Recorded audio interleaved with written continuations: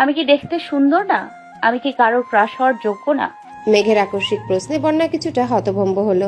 এরপর কয়েক মিনিট শুধু হেসেই গেল। স্বাভাবিক স্বরে বলল, অবশ্যই তুই সুন্দর, ক্রাশ খাওয়ারও যোগ্য, কিন্তু তুই ছেলেদের ক্রাশ হতে পারবি কিনা সন্দেহ আছে। হতে পারিস রাস্তাঘাটের, গাছগাছালির, রংচড়া দেয়ালের, গরু ছাগলেরও হতে পারিস।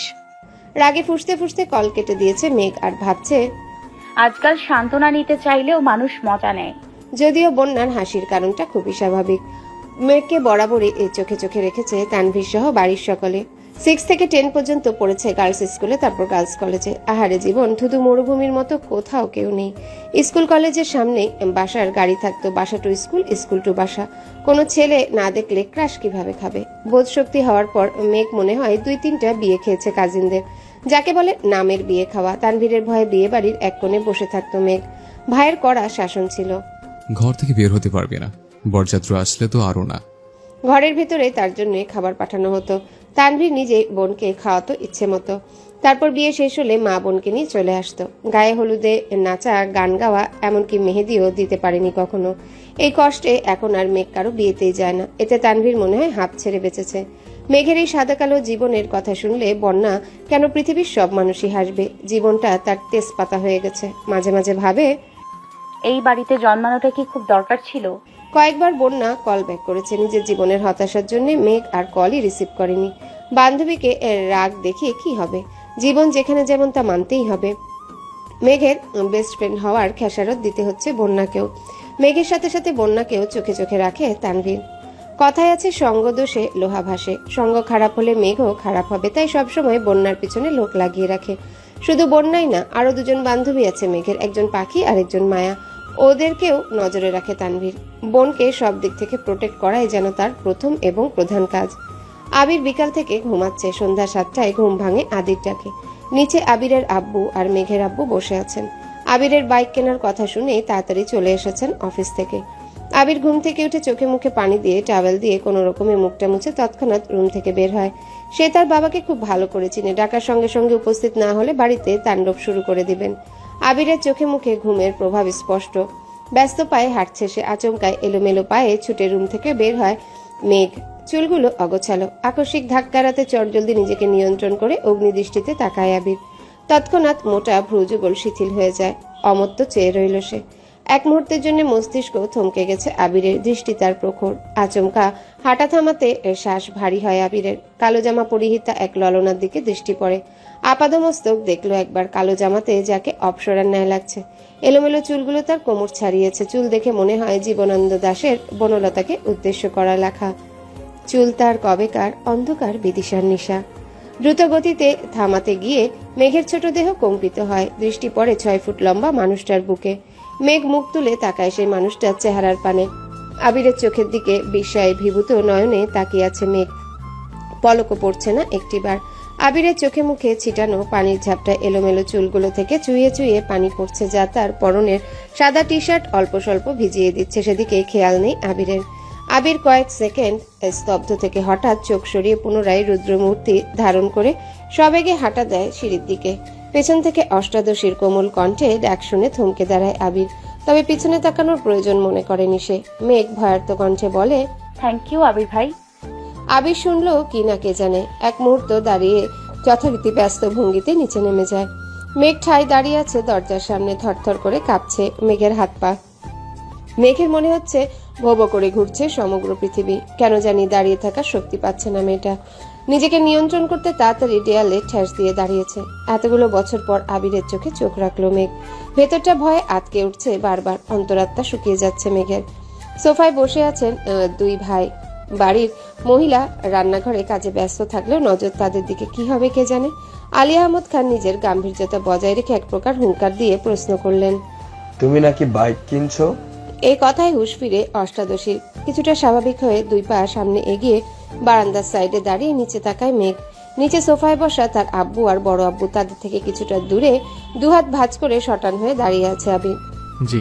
ভাবলেশীন ভাবে উত্তর দেয় আবির। কিন্তু কেন? পুনরায় হুঙ্কার দেন তার আব্বু। আমার বাইক কেনার ইচ্ছে ছিল, তাই কিনেছি। তুমি জানো না এই বাড়িতে বাইক কেনা বা চালানো নিষেধ? এবার প্রশ্নটা চাচ্চু মোজাম্মেল খান করেছেন। হ্যাঁ জানি, 20-30 বছর আগে কি ঘটেছিল তা নিয়ে আতঙ্কে থাকার কোনো মানেই হয় না। যদি কপালে খারাপ কিছু লেখা থাকে তাহলে সেটা 7 সমুদ্র পাড়ি দিয়ে হলেও আসবেই। সেটা আমি ঘরে বসে থাকলেও হতে পারে, আবার গাড়িতে চলাচল করলেও হতে পারে। তোমরা দুইটা ভাই কি নিজেদের মাঝে মতোই চলবে? আলী আহমদ খান রাগান্বিত স্বরে প্রশ্ন করলেন। বাইক কেনা যদি নিজের ইচ্ছা মতো চলা হয় তাহলে আমি দুঃখিত আব্বু, এই ব্যাপারে আমি নিজের মনের কথাই শুনবো। আমাদের নিজস্ব 3টা গাড়ি আছে। এত গাড়ি কেন কিনলাম? তোমাদের জন্যই তো। মোজাম্মেল খান কোমল স্বরে বললেন। গাড়িতে চলাচল আপনার ইচ্ছে, তাই আপনারা গাড়ি কিনেছেন। আমার গাড়িতে চলাচল করতে ভালো লাগে না, তাই আমি বাইক কিনেছি। এটা নিয়ে এত কথা বাড়ানোর কি আছে চাচ্ছু? তোমাদের বাইক সম্পর্কিত জেরা শেষ, তাহলে আমার তোমাদের একটা গুরুত্বপূর্ণ কথা বলার আছে। আবির আব্বুর দিকে তাকিয়ে কথাগুলো বলল। এতক্ষণ বাড়ির মহিলা রান্নাঘরে থাকলো, এবার আর থাকতে পারলেন না। এক ছুটে সবাই ড্রয়িং রুমে চলে এসেছেন। মেঘ তীক্ষ্ণ দৃষ্টিতে তাকিয়ে আছে আবিরের দিকে। এই বাড়িতে এত বছর কাউকে গলা উঁচু করে মুখের উপর কথা বলতে শুনেনি। তানভীর ভাইয়া যত মেজাজ দেখেছে সব মেঘের উপর। বড় আব্বু বা নিজের আব্বুর মুখের উপর কথা বলার সাহস হয়নি তার। আবির ভাই 2 দিন হলো এসছে, আজই বাবার মুখের ওপর নিজের মর্জি শোনাচ্ছে। এখন মেঘের মনে হচ্ছে উনি হিটলারের থেকেও বড় মাপের কিছু। মনোযোগ দিয়ে বাকি কথা শোনার চেষ্টা করছে মেঘ। আব্বু চাচ্ছু, আমি অনেকদিন যাবত চিন্তা ভাবনা করেছি নিজে একটা কোম্পানি শুরু করব। তোমাদের অনুমতি দিলে কাজটা শুরু করব। আব্বু চাচ্ছু, আমি অনেকদিন যাবত চিন্তা ভাবনা করেছি নিজের একটা কোম্পানি শুরু করব। মোজাম্মেল খান ও আলী আকবর খান দুজনের মাথায় যেন আকাশ ভেঙে পড়েছে। এত বছর ছেলেকে বাইরে রেখে পড়াশোনা করিয়েছেন, দেশে এসে নিজের ব্যবসার হাল ধরবে। দেশে পা দিতে নিজের কোম্পানি খোলার চিন্তা ভাবনা করছে ছেলে। মোজাম্মেল খান চিন্তিত কণ্ঠে বললেন। আমরা তো ভেবেছিলাম তুমি পারিবারিক ব্যবসাকে এগিয়ে নিয়ে যাবে। আবির কিছু বলার আগে আলী আহমদ খান বলে উঠলেন।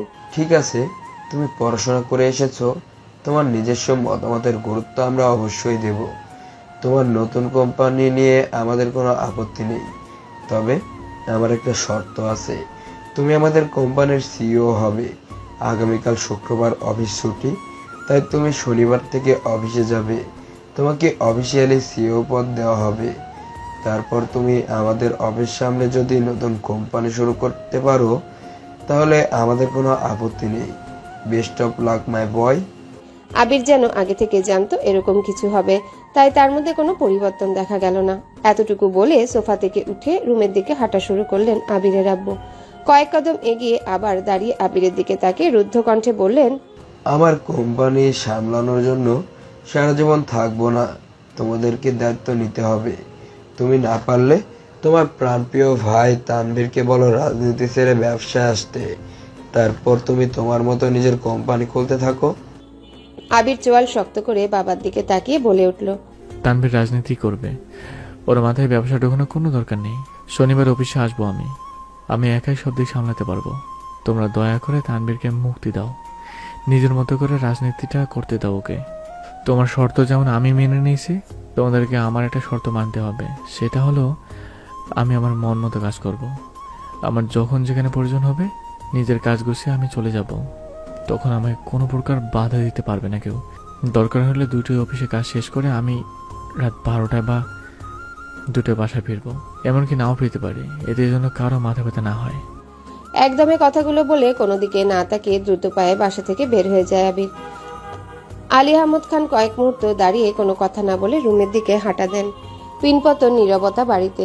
সোফায় বসে আছেন মোজাম্মেল খান। কাছেই 3 যা একজন আরেকজনের দিকে তাকাচ্ছে বারবার। তাদের আবিরের প্রতি পূর্ণ বিশ্বাস আছে, কিন্তু সমস্যা হচ্ছে বাহিরের দুনিয়া সামলাতে গিয়ে নিজের প্রতি না যত্নহীন হয়ে পড়ে ছেলেটা। এটাই তাদের চিন্তার বিষয়। নিচে উপস্থিত মানুষগুলোর মধ্যে চিন্তার ছাপ দেখা গেলে উপরে দাঁড়িয়ে এক প্রকার বিনোদন উপভোগ করছিল মেঘ। যে বড় আব্বুর কথার উপরে কারো কথা চলে না, আজ ওনার সাথে টক্কর দেওয়ার মানুষ এসেছে। বাবা ছেলে কি শর্তটাই না দিয়েছে, যেমন বাবা তেমন ছেলে। এসব ভেবেই হাসি পাচ্ছে মেঘের। হঠাৎ করে হাসিটা গায়েব হয়ে মুখটা ভারী হয়ে গেল মেয়েটার, আর ফিসফিসিয়ে বলতে শুরু করলো। নিজে তো হিটলারের সাথে আমার ভাইটাকে বড় গুন্ডা বানাতে কি সুন্দর উৎসাহ দিচ্ছে। এত বছর ভাইয়ের জ্বালায় জীবন তেজপাতা, এখন আবার আরেকজনের আবির্ভাব হলো। কপালটাই খারাপ আমার। এখন নিচে যাওয়ার পরিস্থিতি নেই, তাই বিড়বিড় করতে করতে রুমে ঢুকতে যাবে। হঠাৎ চোখে পড়ে আবির ভাইয়ের রুমের দিকে। এক রাশ হতাশা নিয়ে রুমে ঢুকে যায় মেঘ। বাবা মাকে ছেড়ে আলাদা রুমে থাকলে খুব স্বাধীনতা পাবে ভেবে নিচতলা থেকে উপরতলায় চলে এসেছিল মেঘ। আবির ভাই বিদেশ যাওয়াতে কোনো চিন্তাই ছিল না, কিন্তু মেঘ আসার 15 দিনের মাথায় তানভীরও মেঘের পাশের রুমে চলে আসে জিনিসপত্র নিয়ে। সিঁড়ি দিয়ে সোজা উঠতেই তানভীরের রুম। বোনকে পাহারা দিতে মূলত এই রুমে আসা। তানভীর যতক্ষণ রুমে থাকে ততক্ষণ নিজের রুমের দরজাটা খুলে রাখে। মেঘ সিঁড়ি দিয়ে দৌড়ে উঠতে গেলেও ভাইয়ের কথা ভেবে আস্তে ধীরে উঠানামা করে। বর্তমানে মেঘের অবস্থান নাজেহাল, কারণ তার এক পাশে আবির ভাইয়ের রুম, আরেক পাশে তানভীর ভাইয়ের। তানভীর ভাইয়ের পরের রুমটা মিমের জন্য ঠিকঠাক করা হচ্ছে। কিছুদিন পর থেকে মিমও উপরে থাকবে, কিন্তু তাতে কি, ভাইয়ের ঘর ডিঙিয়ে মিমের রুম পর্যন্ত যেতে পারবে কিনা সন্দেহ আছে। রাত 10টার উপরে বাজে। সবাই খাওয়া দাওয়া শেষ করে যে যার রুমে চলে গেছে। আবির এখনো বাড়ি ফিরেনি। মালিহা খান সোফায় বসে অপেক্ষা করছে ছেলের জন্য। 10 থেকে 15 মিনিট পর বাড়িতে ঢুকলেন আবির আর তানভীর। মাকে বসে থাকতে দেখে কিছুটা রাগান্বিত হলো ছেলে। আম্মু, তুমি আমার জন্য এভাবে রাত জেগে বসে থাকো না প্লিজ। আমি নিজের মতো করে খেয়ে নেব। তোর বউ আসলে আমি আর তোর অপেক্ষা করব না তোর জন্য। সহসা উত্তর দিলেন মালিহা খান। বড় আম্মুর কথা শুনে সশব্দে হেসে ওঠে তানভীর। আবির ঘাড় ঘুরিয়ে তাকায় তানভীরের দিকে, সঙ্গে সঙ্গে তানভীর হাসি থামিয়ে ফেলে। নিঃশব্দে হাসছে সে। তানভীর বরাবরই ভীতু প্রকৃতির। বাহিরে যতই শক্তপোক্ত থাকুক না কেন, বাবা চাচা আর ভাইয়ের সামনে সে যেন ভেজা বিড়াল। এতদিন যত কাজই থাকতো, ছেলেটা 8 থেকে 9টার মধ্যেই বাড়ি ফিরে সবার সাথে খেতে বসতো, কিন্তু আবির ফেরাতে টাইম শিডিউলে কিছুটা পরিবর্তন হয়েছে ছেলেটার। আবির মায়ের উদ্দেশ্যে ঠাট্টা স্বরে বলে উঠল, এর উল্টাটাও হতে পারে, যেমন তোমার বৌমা তোমার কোলে ঘুমিয়ে গেল আর তুমি আমাকে ঘুম পাড়াতে পাড়াতে আমার জন্য অপেক্ষা করলে। ছেলের এরকম ঠাট্টায় ভেবাচাকা খেলেন মালিহা খান। আবির পুনরায় শান্ত অথচ কড়া গলায় বলে উঠল, কাল থেকে তোমার জন্য বসে থাকতে না দেখি, আমার কিছু লাগলে চেয়ে নেব, আমার খাবার টেবিলে রেখে দিও, আমি খেয়ে নেব। এই কথার কোনো উত্তর না দিয়ে মালিহা খান স্বাভাবিক কণ্ঠে বললেন, তানভীর, মেঘ এখনো খায়নি, একটু ডেকে আনবি? এখন খাবে কিনা? তানভীর ঠিক আছে। বলেই উপরে গেল। আবিরও নিজের রুমে গেল। 5 মিনিটে ড্রেস পাল্টে ফ্রেশ হয়ে নিচে নেমেছে। এতক্ষণে মেঘ খাবার টেবিলে চলে এসেছে। ভেবেছিল ভাই ফ্রেশ হয়ে নামার আগে তাড়াতাড়ি খেয়ে পালাবে। খাওয়া অর্ধেক হতেই তার দৃষ্টি নিবদ্ধ হয় সিঁড়ির পানে। কালো টি শার্ট আর ট্রাউজার পরে হাতে মোবাইল নিয়ে আপন মনে নামছে আবির। মেঘ সরু চোখে নিরীক্ষণ করছে আবিরকে। মানুষটাকে দেখে হৃদস্পন্দন বাড়তে লাগলো মেঘের। এখন সে স্পষ্ট অনুভব করছে তার বুকের ভেতরে কিছু একটা হচ্ছে, কিন্তু বোধগম্য হলো না কি হচ্ছে। নিজের অজান্তে বুকের বাঁ পাশে হাত রাখলো মেঘ। অনুভব করলো কিছু একটা অনবরত নৃত্য করছে বুকের ভেতর। আবিরের চেয়ার টেনে বসার শব্দে ঘোর কাটলো মেঘের। সবেগে হাত নামিয়ে আনলো বুক থেকে। আবির মেঘের ঠিক বিপরীত চেয়ারটায় বসেছে। মেঘের ছোট্ট বুকটা অনবরত কেঁপেই যাচ্ছে। চোখ তুলে তাকাতে পারছে না মেয়েটা।